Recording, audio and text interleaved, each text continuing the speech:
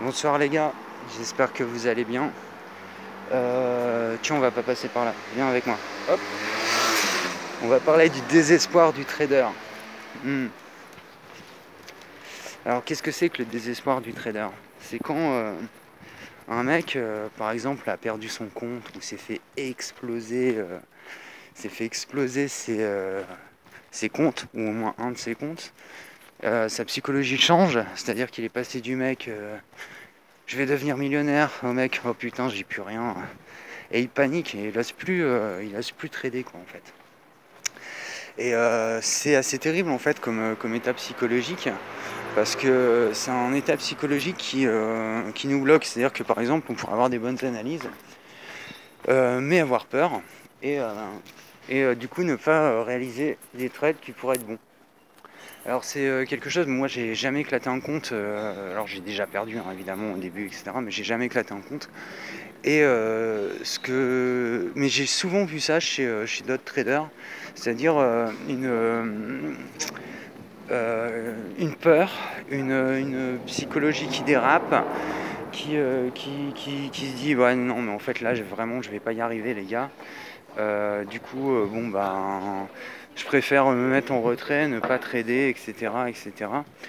Et ça, c'est la base d'une mauvaise psychologie, en fait, tout simplement. C'est là où je vais en revenir à ce que je disais sur les anciennes vidéos, mais c'est le moment où, en fait, on n'est plus maître de soi et où on est esclave de ses émotions. Et être esclave de ses émotions, c'est la pire des choses qui puisse arriver à un trader. Alors, évidemment, ce contrôle de soi demande un travail sur soi, parce que tu comprends bien que quand tu ne fais pas le choix à un moment de te dire je vais arrêter de trader parce que j'ai peur, ou alors je sens qu'il faudrait que je rentre dans cet ordre mais je vais pas y aller parce que peut-être que ça va mal se passer, etc. Ou que quand tu rentres dans un cours et tu te dis tu as une stratégie, tous les traders ont une stratégie. Par exemple la mienne sur le Bitcoin, vous l'avez vu, elle est baissière et pour l'instant elle se réalise plutôt bien d'ailleurs, avec des canaux qui s'élargissent, etc. Parce que tout ça, ça demande une adaptation euh, du scénario, mais en fait au fond il reste le même. Et si même le scénario change, eh bien c'est pas grave, je m'adapterai à ce scénario. Mais toutefois, c'est des scénarios qui prennent parfois des mois, voire des semaines à se réaliser. Et par exemple, tu vois, tu vas avoir des traders qui vont avoir une excellente analyse. J'en ai vu plein des mecs comme ça. Ils ont une excellente analyse, et puis tout d'un coup, viens pas, bon, on va passer par là. Tout d'un coup, tu vois, 2 heures après, le mec il change d'analyse. Parce qu'il a vu une bougie rouge ou il a vu une bougie verte, etc. Mais tu ne peux pas faire ça. Normalement, un trader, il a une conduite qu'il va garder quelque temps. Et cette conduite-là va l'amener à gagner ou pas. Et si tu changes de stratégie en cours de route, voire tu vois dans la journée, ou voire 1 heure ou 2 après, parce que ça c'est des choses que j'ai déjà vues chez des gens, effectivement tu vas te déstabiliser toi-même intellectuellement et surtout émotionnellement. Et cette déstabilisation va faire de toi une personne faible. Disons le mot hein, comme ça, c'est pas faible, ça veut pas dire que tu es faible dans la vie, mais ça veut dire que ton raisonnement était faible sur le moment et que tu n'as pas su tenir un, un point de vue, un point de vue cohérent ou une analyse technique, tu vois, qui pourrait s'invalider ou pas. Je vais vous expliquer comment on fait par exemple dans l'invalidation d'un scénario. Imagine, tu vois, bon là j'ai un scénario que je présente depuis plusieurs semaines déjà, sur le Bitcoin, hein, je parle évidemment. Imaginons que ce scénario s'invalide. Comment je fais? Eh bien, j'ai analysé plusieurs scénarios anticipables à côté, où je me dis, tiens, ces scénarios sont probables. À partir de là, je me dis, je vais prendre le scénario B, c'est-à-dire que je vais faire un reverse sur ma position, où je vais couper ma position pour en prendre une autre, pour limiter mes pertes. Tout ça, c'est de la stratégie de trading, encore une fois, c'est du money management. Savoir se retourner dans une situation qui ne t'est pas favorable, c'est extrêmement compliqué. On en revient à l'adaptabilité. Ça demande un travail sur soi, ça demande un... Je pense même que ça demande un énorme travail sur soi, de savoir, c'est-à-dire que tu as compulsé une matière intellectuelle qui te donne telle stratégie à l'intérieur de telle analyse, et tout d'un coup, au dernier moment, c'est comme si tu étais un chef de guerre, et que, en tant que chef de guerre, tu changeais la dernière bataille au dernier moment. Imagine à quel point c'est compliqué de faire ça. C'est comme si tu étais Napoléon, et tu vois, quand il a perdu sa grande bataille, Bab, viens ici. Quand il a perdu sa grande bataille, eh bien tout simplement, euh, il aurait reverse son processus mental, eh bien il serait arrivé. Il n'a pas fait. Et il a perdu la grande bataille. Tu vois, et c'est exactement ce qui peut t'arriver dans le trading. Si, hop, je récupère la veste, hop, allez go. Et c'est exactement ce qui peut t'arriver dans le trading si tu n'as pas cette adaptabilité. C'est-à-dire à un moment de te dire, bon bah voilà, ce scénario s'invalide, les forces qui sont contre moi sont plus fortes que moi, il va falloir que je m'adapte à ces forces et que je les prenne en compte. Et, attends bonhomme, hop, voilà, c'est bien.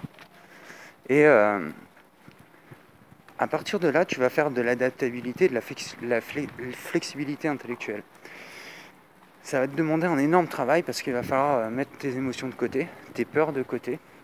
Ça va te demander aussi de pouvoir, d'avoir une capacité d'analyse qui est hors norme. C'est vraiment, quand je dis ça, c'est une réalité. C'est-à-dire qu'il y a peu de gens qui ont même chez les traders, hein, tu vois, je connais plein de traders, des traders professionnels et d'autres traders qui sont des traders privés et d'autres des traders débutants, etc. Tu trouves, il y a beaucoup d'ego chez les traders parce qu'il faut de l'ego. Mais quand je parle d'ego, je parle d'ego positif. Tu vois. Après, tu as des vrais connards, par exemple. Ça, il y en existe. Hein. J'en connais 2-3, certains que vous devez connaître aussi. Des gens, voilà, ils sont omnibilés par leur petite personne et le fait qu'ils aient raison, etc. Bon, c'est pas des bons traders, tu vois. Moi, je suis pas omnibilé par le fait que j'ai raison ou que j'ai tort. Je suis omnibilé par le fait de réussir ce que j'entreprends. Ça, c'est vrai que c'est quelque chose qui m'habite. Tu vois, quand j'entreprends quelque chose, mais ça, c'est même pas que dans le trading, c'est dans la vie. J'ai besoin d'être bon. J'ai besoin que les gens qui le voient, le contact, comment dire, enfin oui, le vérifient, on va dire. Et j'ai besoin aussi d'avoir une espèce de, non pas de confiance en moi, tu vois, qui serait narcissique, parce que je hais le narcissisme, je pense que c'est une des conneries. Je pense qu'il faut savoir être égocentrique, dans le bon sens du terme, sans être narcissique. Je pense que les êtres narcissiques ne sont que des pauvres connards qui s'adorent, qui regardent leur nombril, et c'est pour ça d'ailleurs que c'est des très mauvais traders, mais en général c'est des très bons. On en trouve beaucoup hein, dans la finance, des gens comme ça. Mais rarement chez les traders, tu vois. Chez les traders, c'est plus des gens désabusés, quoi. Je sais pas ce que c'est la saloperie sur le sol là, mais c'est énorme. Et donc ouais, en fait, on trouve plusieurs styles de personnalité.